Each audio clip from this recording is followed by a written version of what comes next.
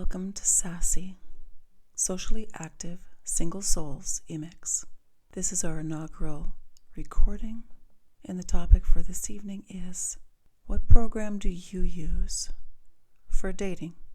Now, this is not necessarily a program that you use with regard to what app, what online profile, but more or less, what program do you use? What series of steps do you take to, number one, get yourself out into the dating world? And number two, what steps do you take to get yourself through the dating process? There is one thing that comes just prior to this, however, and that is deciding, of course, what you're looking for. Most applications, most dating profiles will ask you if you're looking for a long-term relationship, just dating. They don't necessarily say friends with benefits, but there's definitely options for that. When you're trying to formulate what you're looking for, you do have to have that conversation, either with yourself or with someone else. Most people will decide what they're not looking for rather than what they are actually looking for. I'm not saying that's not important, but what I am saying is that you do want to have a very precise idea of what you're looking for. There's something about the imagination. Certainly in these days and times, we talk about intention. Putting the energy out to the universe, or just putting the thoughts in your own head that you have the intention of at least attempting to accomplish something. In this case, finding a companion, a mate, a husband, a wife, a partner. Some of the things that people might be looking for are physical attributes. That seems to be the go-to criteria, particularly with apps that are swipe left and swipe right. But if that's as far as you're going to go in your dating efforts, in pre-thinking what you're looking for through the dating process, it's a pretty easy guess that you're not going to have much success. A human being is so layered in their personality. Certainly there are some characteristics you will look for physically, whether the person is well kept, whether the person has certain hobbies and interests that fit yours, whether their smile seems genuine. As most of us know, taking a picture or taking a flattering picture is a double-edged sword. You can have a beautiful picture that's not necessarily 100% representative of yourself, and so goes for the not so flattering pictures. But moving on to the depth of character, when you're deciding who is going to be a best fit for you, traditionally the virtues are still a really good standby option. By virtues, most people refer to honesty, kindness, generosity, patience. These are just a few attributes. Now, once you decide that these are some of the virtues you want to see in your partner, that's not so easily observed, certainly not easily detectable in a profile picture or when a person describes themselves. Even on the first date, that might not be something that you can truly measure. As I said, this dating is a process. And even though we're attempting to set out a few criteria, might sound like a checklist, it certainly is not. It's a living document. You're going to decide as you proceed through the dating process that perhaps some of the things on your list are going to change in priority. You may find somebody who has a great sense of humor and find that that gives you terrific joy, and you may not take the extra steps to see if the other virtues are there. That is, if humor can be considered a virtue, but personally I think humor and levity and finding comedy through life is definitely a virtue. The other thing you're going to want to do prior to determining what you're looking for in a relationship, you're going to have to decide what you have to offer. What are your characteristics? What are your virtues?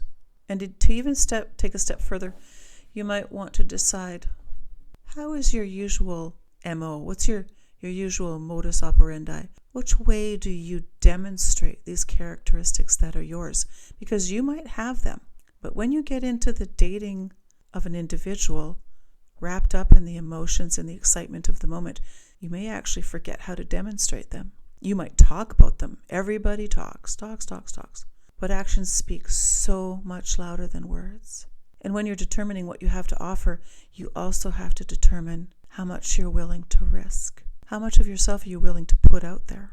How much of yourself are you willing to expose? in date 1, date 2, date 3? How much are you willing to share and ask of your partner?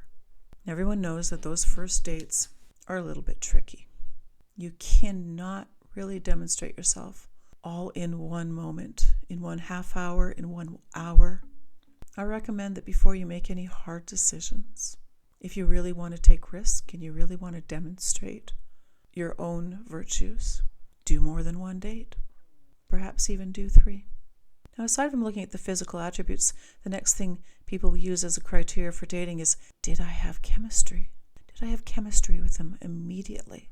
Was I attracted immediately? I think sometimes that's akin to a rope bridge, delicate balancing act, trying to get to the other side. But it can really initiate some misconceptions if you're only using that, quote, attraction or vibe as your filtering criteria. And I say this because your ability to be attracted to someone may actually be based on habits and safety features that you have installed in your own life as a protection mechanism, but just in response to how people have treated you in the past.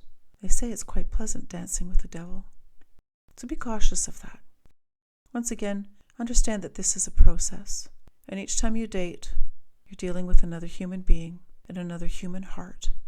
And you can pay it forward each and every time, even if that date does not work out well. How you treat that individual, how you explain to them that perhaps you aren't a good fit, how you wish the best for them, how you're in their corner and you want to champion their better nature, their better characteristics that you did see in them, so that as you launch yourself into this process, you are helping them launch themselves into this process also.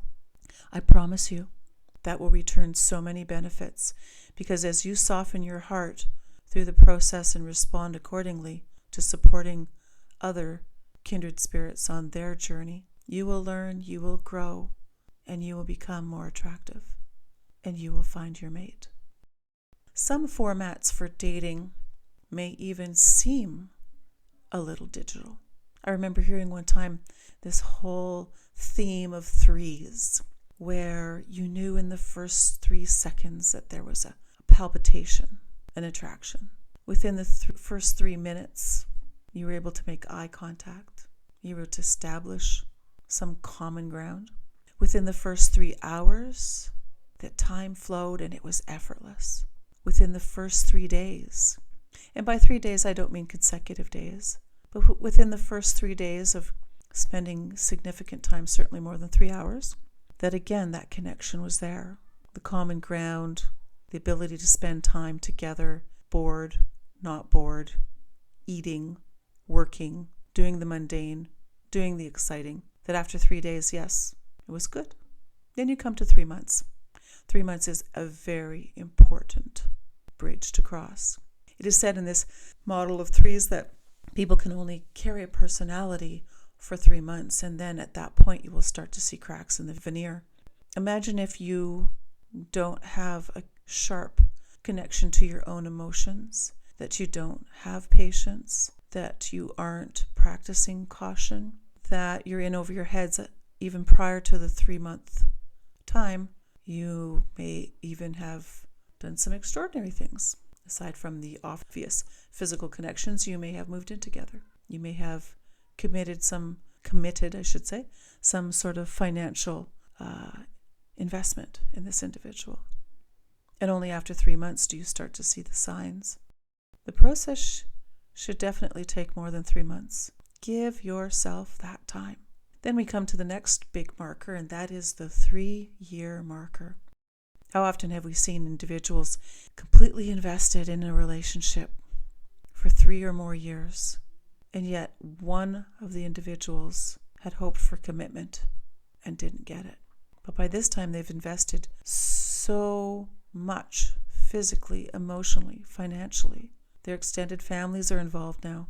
Very difficult to decide at that point that it's going to work or not work. But if you're in a 3-year relationship and you've not known yourself well enough, if you've not had those conversations of where you thought you would be in 3 years, and yet you find yourself at the 3-year anniversary and none of the goals you had in mind were met, could be that you never even defined them in the first place.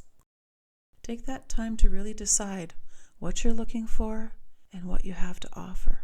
I myself am going through this process. I'm back in the dating world. The goal of SASSI was to create an environment where perhaps there are a few of us who feel that we will be single forever. I don't want that to be a terrible thing. I want SASSI to provide a place where single souls can thrive. And even if you do find a relationship, or you find a marriage, or you find a long-term partnership, the importance of your single soul and the caretaking and responsibility that goes along with that cannot be underscored enough. Even in a relationship, you're still a single soul. That your responsibility to take care of that soul is not only important for your benefit, but for the benefit of your relationship. Keep that in mind. So I sign off with this first podcast, and I'm asking you to all be curious. My name is Kara, and I am the host of SASSI.